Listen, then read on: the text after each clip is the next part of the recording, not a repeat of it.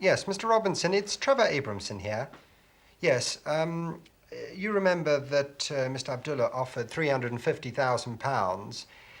Yes, well, I told him your asking price was 560, and I really think that if I can get an offer from him of £500,000, I would strongly recommend that you accept it. Yes. And may I stress that Mr. Abdullah has cash in hand. He's willing to close within 7 days, and he really is a rare purchaser indeed.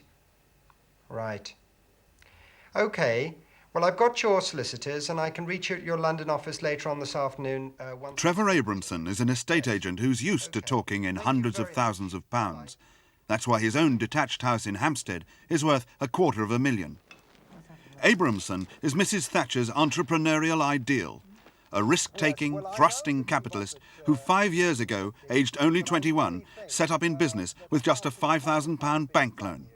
With a tennis court and swimming pool, is worth the extra, and I would strongly recommend you offering £500,000. Today, his agency sells £35 million worth of property each year. For Abramson has discovered a lucrative vocation, selling the homes of Hampstead's richest Britons to even richer foreigners.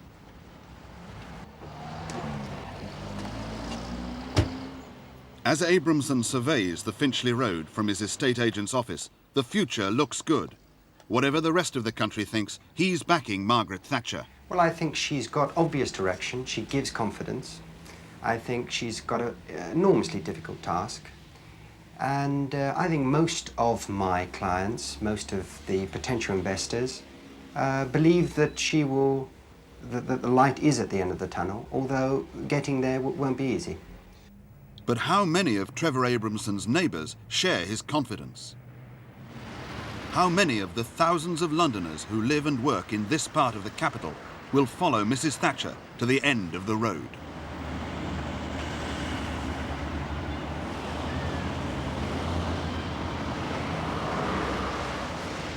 This is the Finchley Road, one of the longest thoroughfares in London, stretching from Westminster in the south to Finchley, Mrs. Thatcher's own constituency, in the north. Today, in the Queen's speech, the Prime Minister prescribed another round of treatment for our sick economy. We've come to the Finchley Road to find out how one part of London has been responding to 18 months of Mrs. Thatcher's medicine. 4.5 miles long, the Finchley Road begins in St John's Wood among blocks of mansion flats. It continues through cosmopolitan Swiss Cottage and prosperous Golders Green to the bland suburbia of Temple Fortune.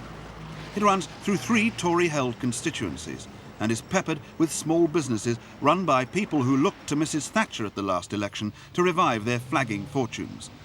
There are also thousands of Labour voters living here, but whatever their political loyalties, they're all preoccupied with the same thing: inflation. In Mrs. Thatcher's words, the biggest destroyer of all. A familiar figure jogging along the Swiss Cottage end of the Finchley Road is Dick Redding, a fighting-fit 77-year-old bachelor. Out of a total of £39 a week pension and social security, Dick has to pay £14.50 for his council flat in Langhorne Court. Dick isn't at all happy with Margaret Thatcher. Since Mary Thatcher's been in, I've been through my rent books and everything, and we've had 5 increases in rates and rents. So the last one was in September, the 29th of September. £1.50 for 2 weeks increase on top of it. And you say that I get good money to live on. I've got to live. I've got to have the commodities of life. You can't get by on the little money today. You know, when I last had a drink was about 4 months ago. I can't afford to go over the Swiss and have a pint of beer now. I'm teetotal now. I don't smoke. I don't know why I'm living. These days, it's government policy to raise pensions in line with prices. But Dick Redding is adamant that he's much worse off under Mrs. Thatcher. He can't even afford running hot water. I get all my hot water from the kettle, because if I put on the electricity on the cylinder, it takes about 4 hours to get hot, and it takes 50 pence every time you want it hot. And I can't afford to do that. Like old people all over the country, Dick's angry that this year's pension increase has been put back by a fortnight, doing him out of £8. He won't accept Mrs. Thatcher's argument that these days we all need to tighten our belts. There seems to be plenty of money about for the top people. I saw it last night on television. I saw the ball at the Guildhall. Made you feel sick when you know what they're doing. I wonder, it must have cost thousands of pounds to put that on. And That's the Lord rubbish. Mayor's dinner, you mean? The Lord Mayor's dinner. And they're flaunting that, and all their jewellery was on them last night. I've only got a tin watch. That's all the jewellery I got. No, the people that's got it are getting more, and the people that haven't got it are getting less in value. I've only a few years to live. For God's sake, give me a decent living standard during them few years. And there's 6 million of us, pensioners. We've got no unions or anything to fight that and demand of... Get what I mean? To Dick Redding, Mrs. Thatcher would probably say all her policies are aimed at halting inflation and are already slowing it down. But at 77 years of age, Dick may not live long enough to see her succeed. But inflation hits younger people too, like Mrs. Hannah Heafy and her 3 children, who live in a council flat at the south end of the Finchley Road. She too by rising prices. She's just spent £12.50 for 3 days frugal feeding over the family weekend. But you can only cut back so far. It's all right if it was just me and my husband, fair enough. When you've got 3 children running around the place, or even, you know, families with 4 and 5 children, you can only cut your food back so far. And then you're on the breadline then, you know, that's it. I mean, the children have got to have fruit, so people keep telling me they've got to have eggs, we don't buy fresh fish anymore. I'm down to economy fish fingers, you know. They've got to have fresh bread, potatoes, and they've got to have fresh meat at least once a week. It is down to once a week now. They used to have it, they'd have chops in a week. No more. Chops now. Hannah works for a firm of builders. While prices keep on rising, his income's been falling. The recession afflicting the whole housing industry has hit his employer. There's no overtime anymore. Well, just last week I lost 7.5 hours because the government have cut back on all on conversion, and money's been cut by £12 a week, and everything's going on. Just don't know what we're going to do for this time anyway until things get straight again. What I take home now is 71 instead of 82. Who did you vote for at the last election? I voted for Mrs. Thatcher at the last election. Before, I always voted Labour, but this time I voted for Mrs. Thatcher because I thought she made a lot of sense.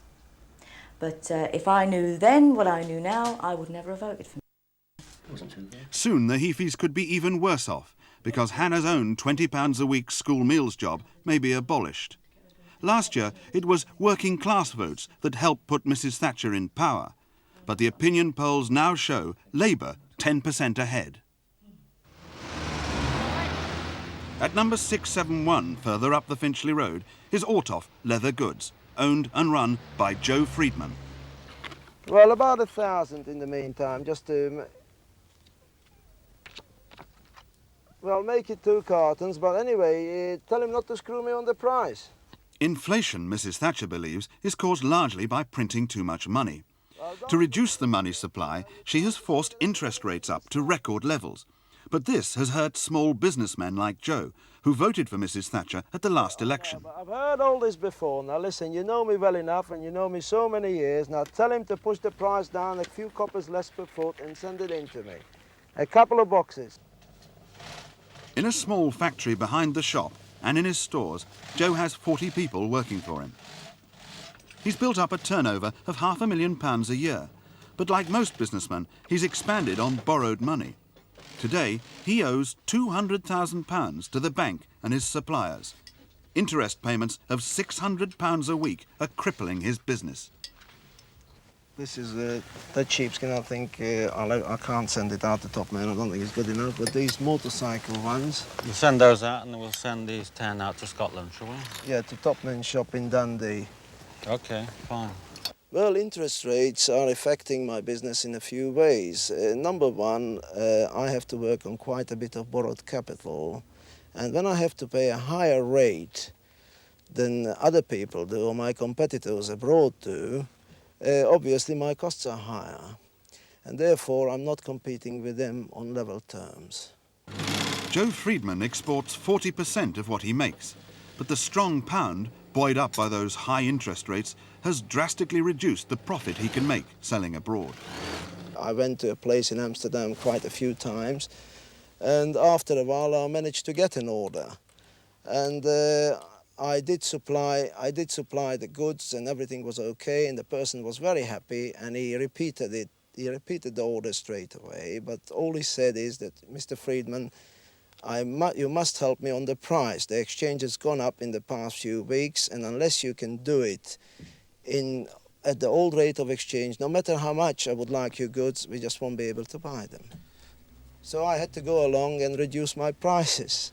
How much profit had you been hoping for and how much did you have left? Well, I was hoping for about 15%, which is not much, but since he's a new customer, I wanted to, he was like a loss leader to start with already. But afterwards, with the rate of exchange and taking all costs into account, hardly anything left. If it gets really bad, there is no question we'll have to lay off people, and especially, although they've been very loyal to me, including my subcontractors, and I'll find myself working in the same way as I started maybe years ago, myself, my wife, and maybe one more person, and just carry on that way to pay back my debts. A mile away at 315 Finchley Road is Sporter, another business affected by high interest rates, but in a different way. The firm makes sports and outdoor clothes for advertising and promotion. Today, Sporter's owner, Bob Collins, has to get the approval of Heather Payne, who represents St Ivel. Oh, that's tremendous. They've ordered 500 body warmers to give away at a skating event. You were having doubts about matching it with it being cotton and nylon. It's a special dye, actually. Yeah. And that badge has come up well. Let's try it, see what it looks like.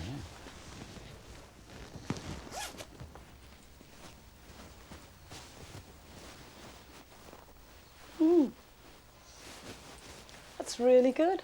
It's your size too. Yeah, tremendous. It fits. Bob has no problem these days finding the business. His difficulty is getting some of the big companies who are his customers to pay up. By sitting on his money, they use him as an interest-free bank. Bob, He's even had to go to a firm of debt collectors, Malcolm and Vicky Lawrence, who work at 315A Finchley Road. We phoned the Vault Ledger Department and we're under the impression that the company has been told to pay slightly. It's a lot of big orders, Bob. If they are going to have a very big turnover, it stands to reason. You're much cheaper than the bank. That's right, yes, I understand that, but they've always paid me 30 days. Well, always, it's not did now. they give some excuse for it? Or? Well, let me ask you this, Bob. Did they take advantage of your discount or the length of time in which they were going to pay? I mean, it was a 2.5% discount there, Bob. They never took advantage of it. Well, what are you going to do about it? Well, no, I'm not. I'm going to blow sky high on this company. Of course, it would be absolutely pathetic to sue them because it's going to take 3 months. If necessary, I should probably have to go up to the... Well, I don't mind if you have to send anybody's toes, Vicky. You don't care. There's no point doing the business if they don't pay me. No, that's fair enough. But I've got to tell you, because I mean, it's the policy of a lot of the big companies now. OK, so that one we can solve because there's certain... No, it is not it. There's another one? Mrs. Thatcher's of high boosted Mr. and Mrs. Lawrence business by 40% in just 12 months. Debt collecting is booming. Malcolm Lawrence has the task of calling 7 every week. All right, fine. What are your proposals then? No, I'm sorry. I tell you what. I'll put a proposal to you. We're talking about 780 odd pounds. I want 480 pounds, maybe we'll make it 481 pounds 71, leaving a balance of 300 pounds. I want that up front, and I'll give you 7 days to pay the balance, and I'll have that in a post-dated cheque. That will give you the weekend trading. Yes, that's right. Will give you the weekend trading to get you some money into the bank, and you'll be able to cover that second post-dated cheque. Now, I think that's fair. I'm sorry, I'm sorry, I think that is very fair. Right, okay. Well, I will expect that in the post. First class delivery today, I should get that tomorrow. So I expect those 2 cheques in the post tomorrow on my desk at 9 o'clock. I beg your pardon? A discount? You want a discount for paying? Debt collectors are among the few people to benefit from high interest rates. For most businesses, small and large, it's been a disaster. All right, no, we'll leave it like that. Okay, I will hold this. I won't hold it after 10 o'clock tomorrow. I expect those 2 cheques on my desk tomorrow at 9:15. The Lawrences, not surprisingly, support Mrs. Thatcher's efforts to bring the money supply under control. Rates as high as 20% could even be good for companies, says Vicky, whatever the pain in the short term.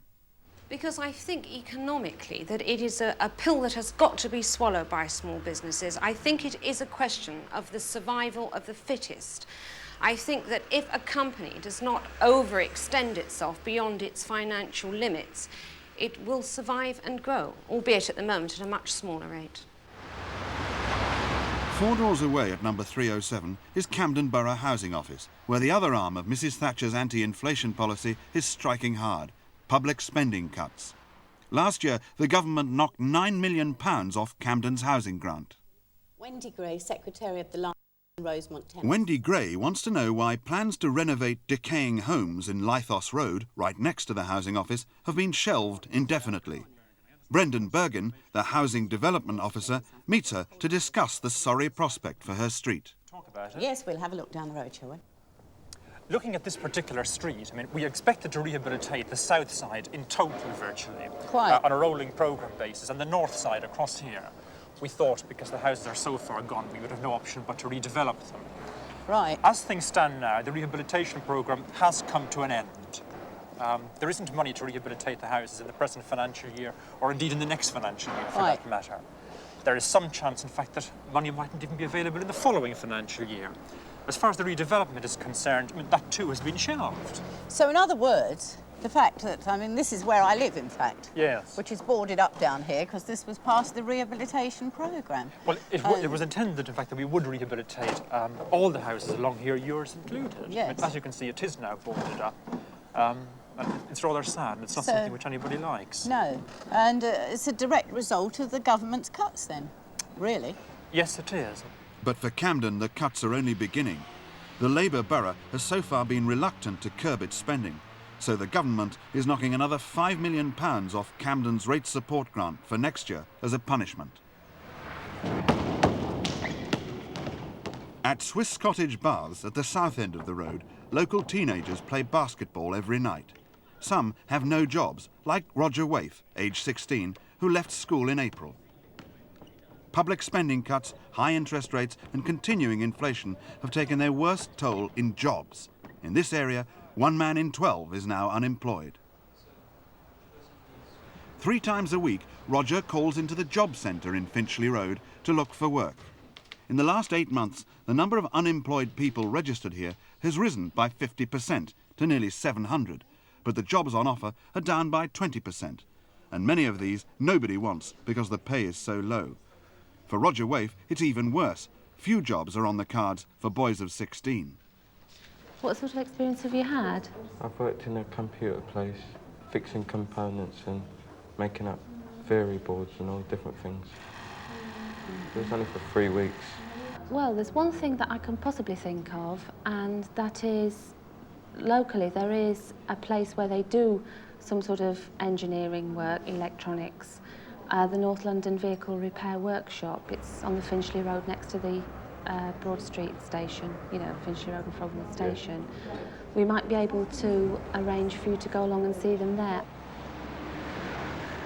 The Vehicle Repair Workshop at number 335 is run as part of the Youth Opportunities programme, which Mrs. Thatcher has gone out of her way to support. The pay during the 9 months training course is only £23 a week, but 3/4 of recent trainees have found jobs. But unfortunately, of course, you know, in view of the state of affairs in the country at the moment, you know, where virtually it's becoming a question of survival, isn't it, you know?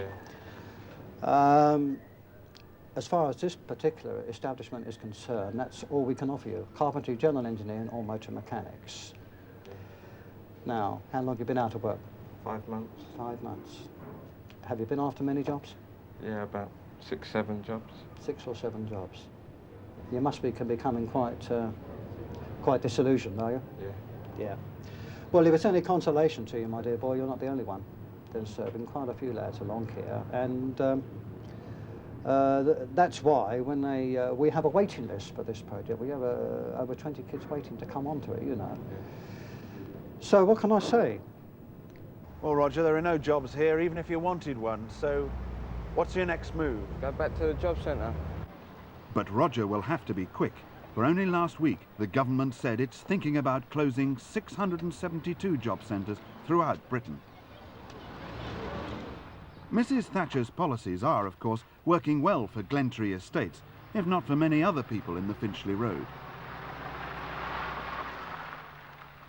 Trevor Abramson's convinced that however bleak it might seem to the natives, the foreign investor sees Britain as a land of hope, bursting with opportunity.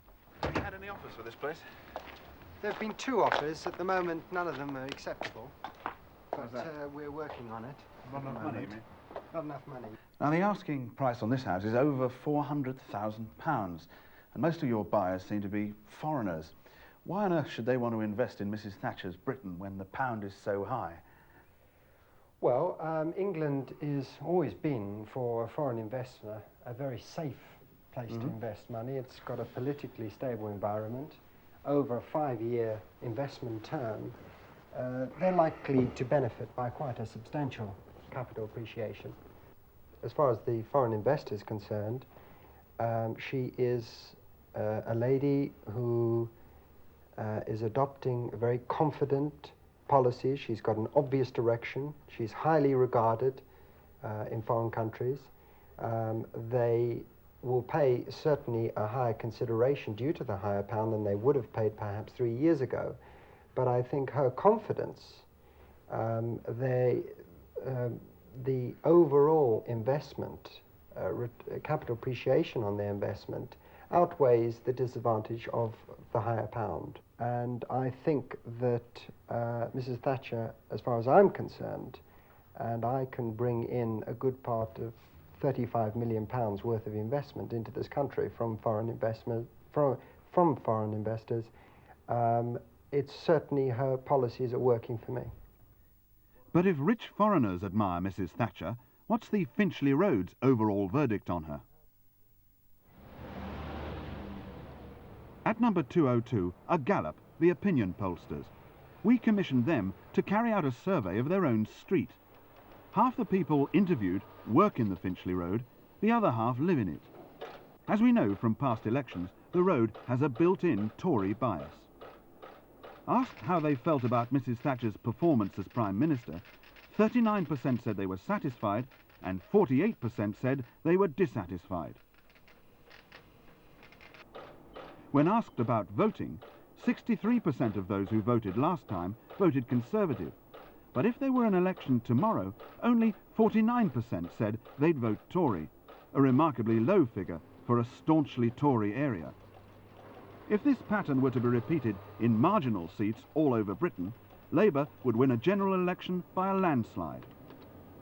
As a new session of Parliament begins, the message for Mrs. Thatcher seems to be, while most of your supporters are prepared to keep taking the medicine, you've lost the support of those voters who floated your way last time and who put you in power. At least, that's how it looks from the Finchley Road. I think that her policies must be given a chance. I think that they will work. If an election was to happen again, I'll definitely vote for the Conservative Party again. I'm one of the people that doesn't support Mrs. Thatcher anymore.